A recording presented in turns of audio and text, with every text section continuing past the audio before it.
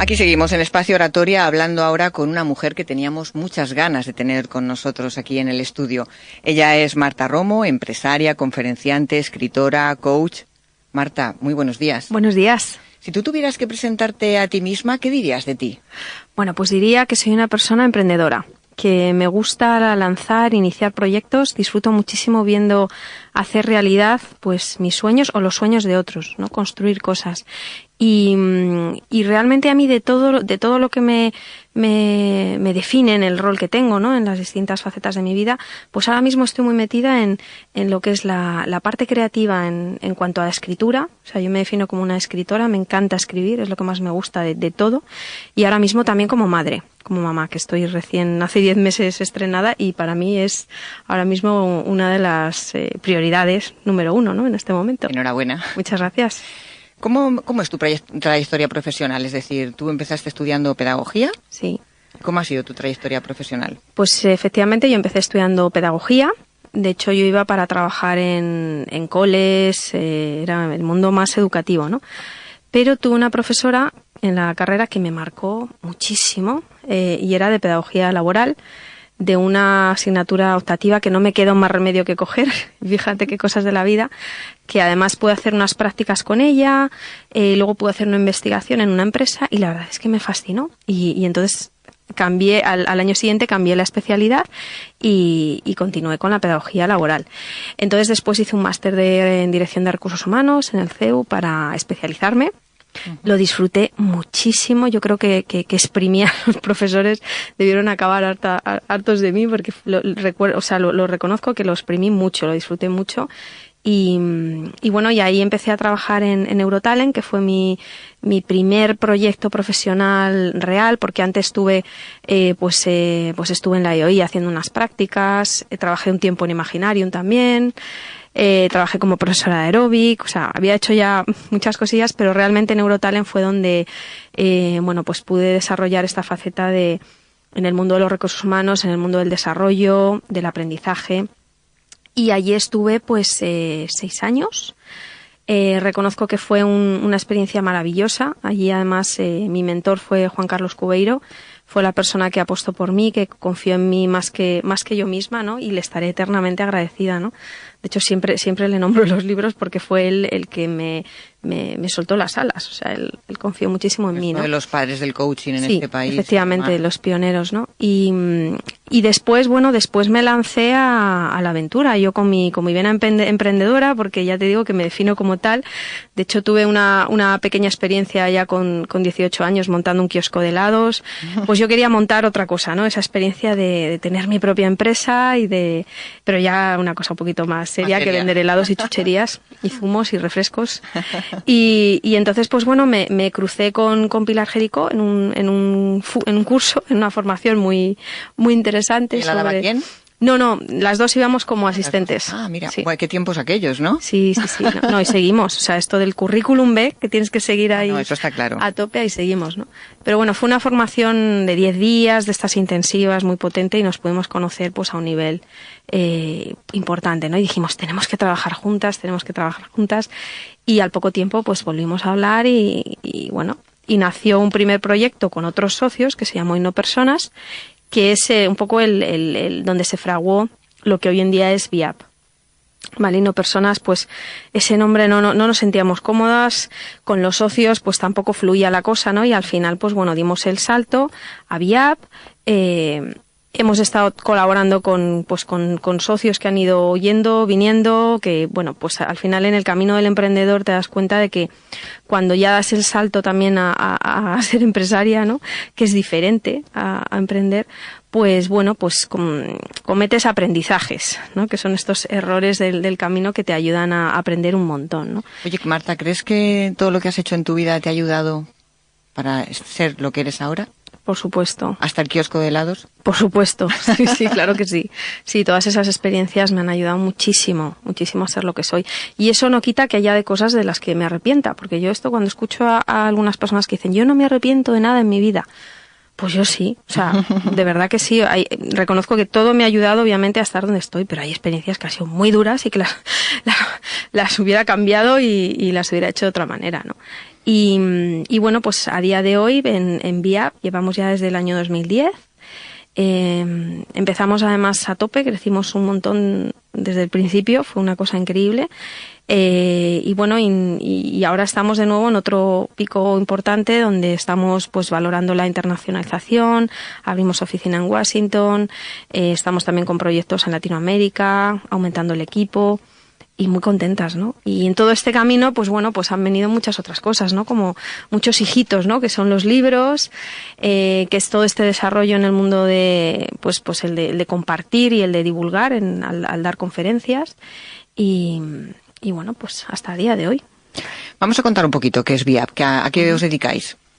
Pues mira, somos una consultoría donde nuestro foco principal está puesto en liderazgo, en innovación, en transformación de la cultura organizacional y también trabajamos todo lo que es desarrollo de habilidades, pues desde la innovación, trabajamos también temas de comunicación y sobre todo yo creo que lo que nos define es que realmente aparte de ser bastante rigurosas con lo que hacemos, siempre intentamos hacer cosas muy serias pero con un impacto muy alto y muy diferentes.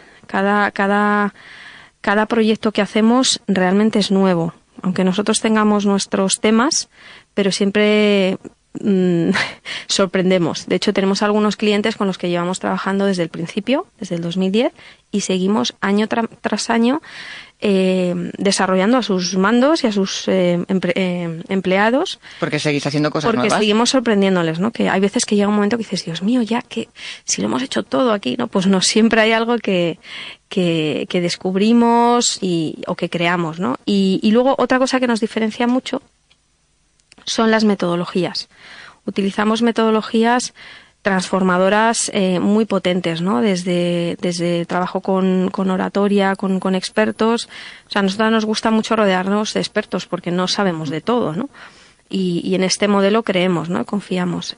Trabajamos con metodologías basadas en la neurociencia. Trabajamos con actores, por ejemplo, pero no haciendo el típico roleplay, no lo que podemos conocer, sino que hemos desarrollado una metodología propia también para trabajar con técnicas actorales.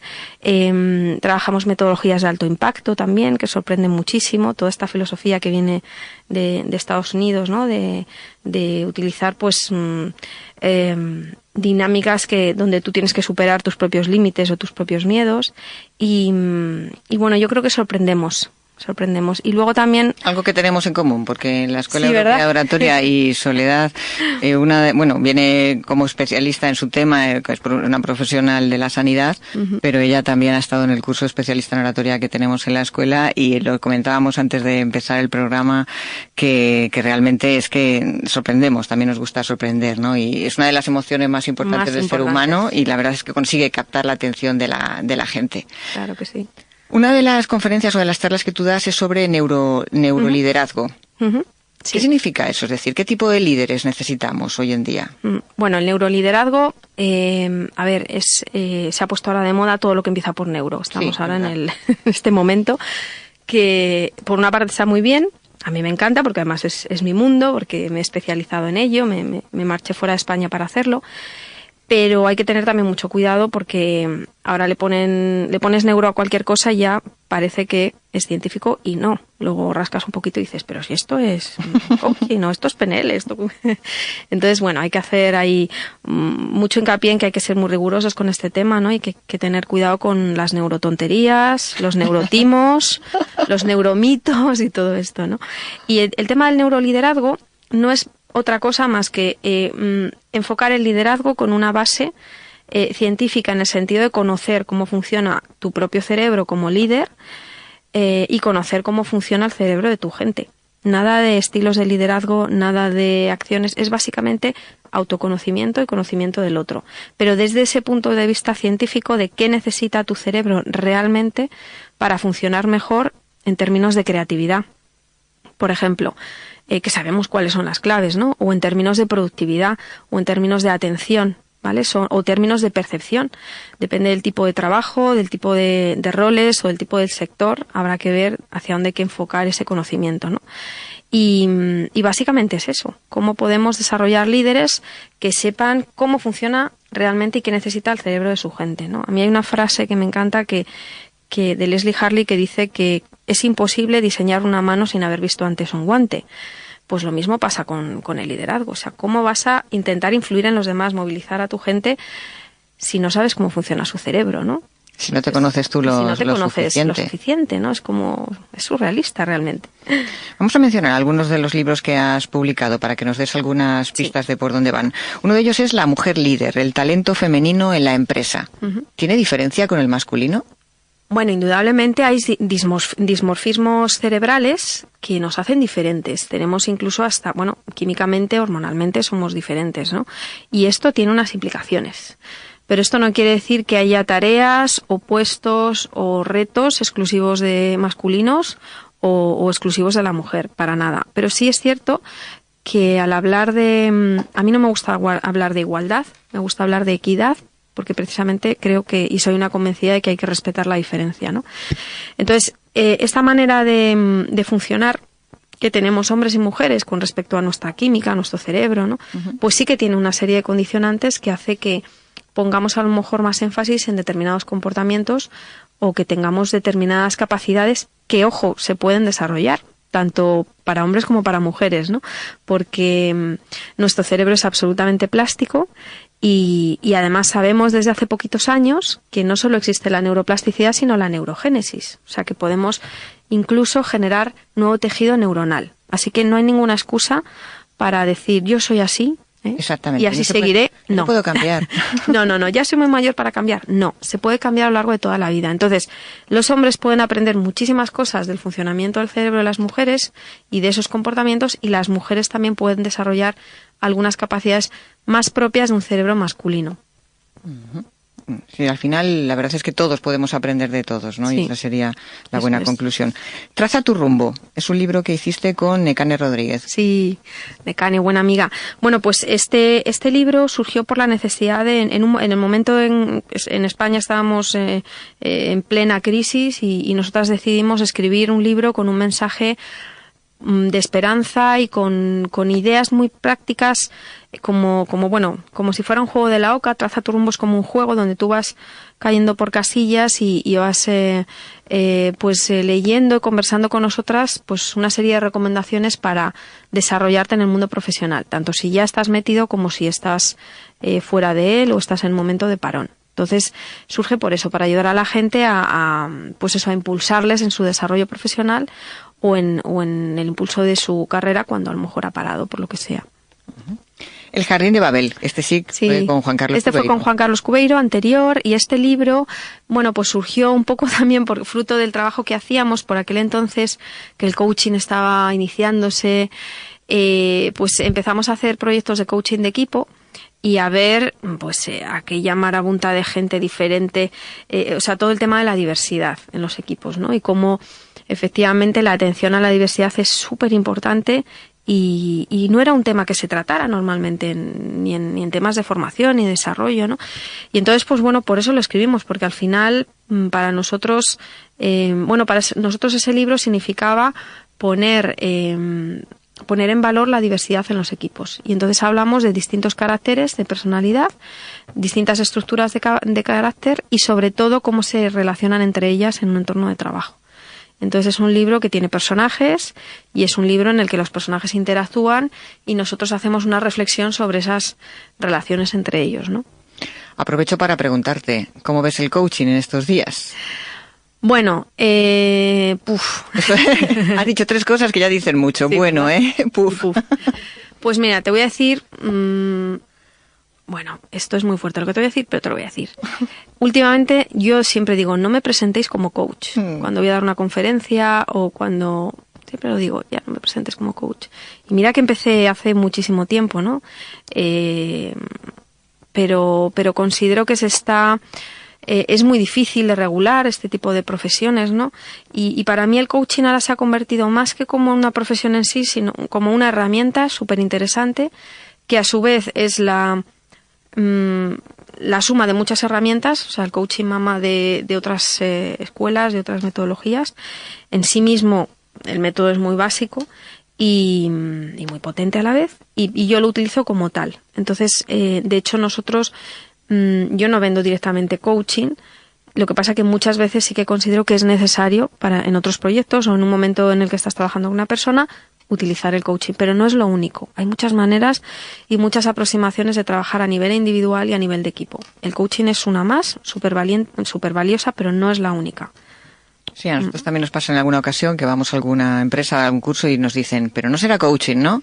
No vamos a hacer coaching, hacemos formación en oratoria, que es a lo que nosotros nos dedicamos. No utilizamos el cerebro tan bien como deberíamos, ¿no? Bueno, más que también, es que lo utilizamos de una manera muy inconsciente. Entonces, no sacamos todo el partido que podíamos sacar. Y no me refiero a la famosa frase que es un neuromito, esta de que solo utilizamos el 10% de nuestro cerebro, que es absolutamente falso, porque entonces estaríamos en coma o algo así, sino que no estimulamos todo lo que podríamos estimular a nuestro cerebro. O sea, podríamos hacer muchísimos más ejercicios, dinámicas o cosas en nuestro día a día para dar más de sí, más de nosotros mismos, pero muchísimas más, a nivel memoria, a nivel atención, a nivel creatividad. O sea, nos perdemos un montón de cosas por el camino por no conocer cómo funciona nuestro cerebro y por no atenderlo ni cuidarlo un poquito más, ¿no? ¿Esa fue la razón de que escribieras Entrena tu cerebro? Sí, la verdad es que me di cuenta de que yo me marché a Chicago a hacer ahí una especialización en neurociencia aplicada al liderazgo, a la creatividad y al aprendizaje. Y allí además descubrí un tipo de entrenamiento cerebral que se llama neurofeedback, que lo probé además y me fue muy bien, y descubrí un montón de cosas como muy prácticas, muy del día a día. Y entonces me acuerdo que pensé, digo, a ver, esto es ciencia, sabemos que funciona, yo lo he probado, lo estoy probando, funciona. ¿Por qué no le llega a la gente, no? ¿Por qué la gente no engancha con este tipo de cosas científicas, ¿no? Y al final es que me di cuenta que lo que ya sabemos, que es que la ciencia está muy lejos a veces de nuestra vida, porque es complicada. Y entonces, bueno, el libro surgió para hacer fácil muchas cosas que otros han descubierto. Yo no descubro nada, no soy neurocientífica.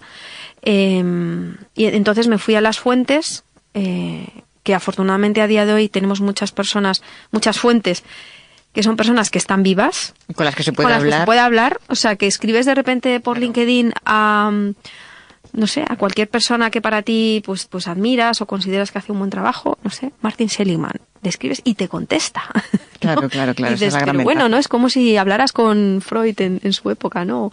Cosas así, ¿no? O con Aristóteles, imagínate, ¿no? Bueno, pues Lástima esto está que no había pasando hoy. internet entonces. Pues sí. Y eso pasa hoy. Entonces, la verdad es que disfruté muchísimo escribiéndolo porque tenía esa filosofía de hacer fácil lo científico y sobre todo eso me recorrí medio mundo casi para entrevistar a estas personas y disfruté un montón haciéndolo. Y yo creo que lo que me devuelven los lectores es precisamente que es muy, muy sencillo, pero no por eso le quita valor, sino todo lo contrario, y muy para practicar y para llevar al día a día. Por ejemplo, uno de los capítulos dice, no hacer nada desarrolla tu cerebro. Sí. ¿Pero nada de nada? Nada de nada. O sea, a mí casi me gusta decir hacer nada. Pasa que no me deja el editor, pero realmente no es no hacer nada, es hacer nada. Y hacer nada no es ni dormir, ni ver la tele, ni escuchar música, ni leer un libro, ni tumbar. No, hacer ni las nada. Redes sociales. Nada, no.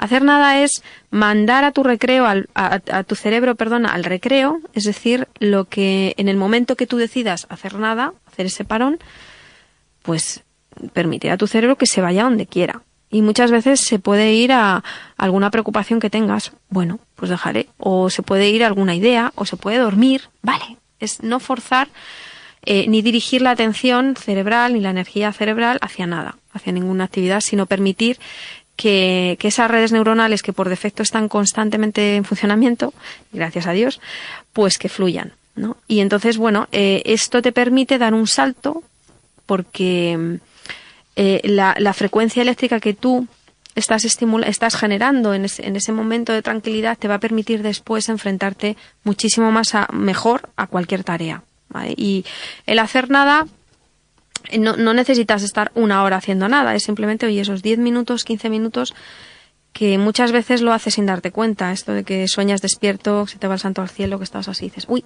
¿dónde estaba, no? Son esos pequeños lapsus que el cerebro se busca la vida para tenerlos. Entonces yo lo que propongo es, en lugar de dejar que tu cerebro busque esas vías de escape, que tú las provoques. Porque si no, muchas veces surgen o aparecen cuando tú no lo necesitas. Y entonces, bueno, puedes, poniéndole un poquito de atención, regular todo esto a tu favor. Y esa es la idea. Otro de los capítulos se llama Nutrición inteligente para tu mente. Uh-huh. O sea, que comida especial para comer mejor, para pensar mejor. Sí, básicamente es una llamada a la atención en el sentido de decir, oye, que la gasolina de nuestro cerebro es el oxígeno, o sea, hay que respirar y respirar bien. Obviamente hay que beber mucho agua y la glucosa. O sea, necesitamos a través de los alimentos que ingerimos, pues introducir esa gasolina en nuestro cerebro. Entonces, qué calidad, qué tipo de glucosa, qué tipo de alimentos estás introduciendo, es como qué gasolina eliges, ¿no? Una de buena calidad o no, porque el cerebro tira de ahí, ¿no? Igual que muchas veces el cerebro se calienta y necesitamos enfriarnos la cabeza, y yo recomiendo, oye, abre la ventana y sácala un ratito en invierno, pues lo mismo, ¿no? Cosas tan sencillas como, oye, que tienes una época con los chavales, épocas de examen, donde pues te va a apetecer más tomar chocolate, tomar dulces, porque efectivamente tu cerebro está dando más de sí, pues toma más, yo qué sé, fibra, verdura de hoja verde, que sabemos que también te va a proporcionar esa glucosa tan saludable, ¿no? que necesitas. Entonces, ponerle un poquito más de atención. Ahora que te has metido en la maternidad, Uh-huh. ¿cómo vas a educar a tu... ¿Es un niño o una niña? Es un niño, Alex. Un niño, Alex. ¿Cómo vas a educar a Alex en esa... con todos esos conocimientos que tienes? Sí, bueno, al final esto es casi más una responsabilidad que yo siempre digo, a ver, es muy fácil, porque yo tengo 8 sobrinos, ¿no? Y me he dedicado mucho a veces a fastidiar, entre comillas, a mis hermanos. No, hombre, fastidiar no, pero sí decirles cosas, ¿no?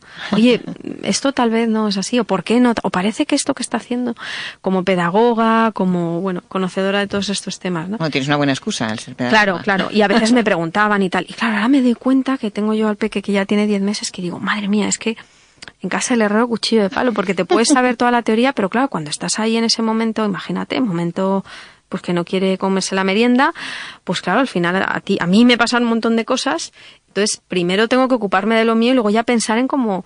Entonces, claro, al final me he dado cuenta que esta labor de ser padre está muy bien saber cosas, pero no es tan fácil. Y bueno, yo solamente aspiro a que Alex, a que mi hijo, pues conozca cosas, que tenga acceso al conocimiento y que sea libre, sobre todo, que sepa elegir muy bien y que sepa realmente, que aprenda ese valor de la libertad, no esclavizante, sino esa libertad de ser capaz de sacrificarse por algo que a lo mejor para él merece la pena. Que muchas veces pensamos que la libertad es otra cosa, ¿no? Es no sacrificarte por nada, sino hacer lo que te apetezca. Pues no. La libertad realmente tiene que ver con un músculo que es la fuerza de la voluntad, ¿no? Y a mí me gustaría educarle en eso, ¿no? Que realmente sea verdaderamente libre y que tenga su cerebro, pues eso, esas redes neuronales, que las vaya programando por ahí, ¿no? Como ven, es muy interesante hablar con Marta Romo, se nos pasa el tiempo volando. Vamos a recomendar este libro desde aquí, desde Espacio Oratoria, Entrena tu cerebro, con Marta Romo, Neurociencia para la vida cotidiana, donde van a encontrar mucha información sobre cómo mejorar su vida, también mejorando cómo funciona su propio cerebro. Marta, un placer estar contigo, muchísimas gracias, teníamos ganas de tenerte aquí en el programa. Un placer. Y espero que nos veamos más a menudo. Muchísimas gracias. Hasta aquí hemos llegado hoy. Gracias a nuestros invitados por venir. Gracias también a Natalia García Nombela, coordinadora de la Escuela Europea de Oratoria, y a Adrián en el equipo.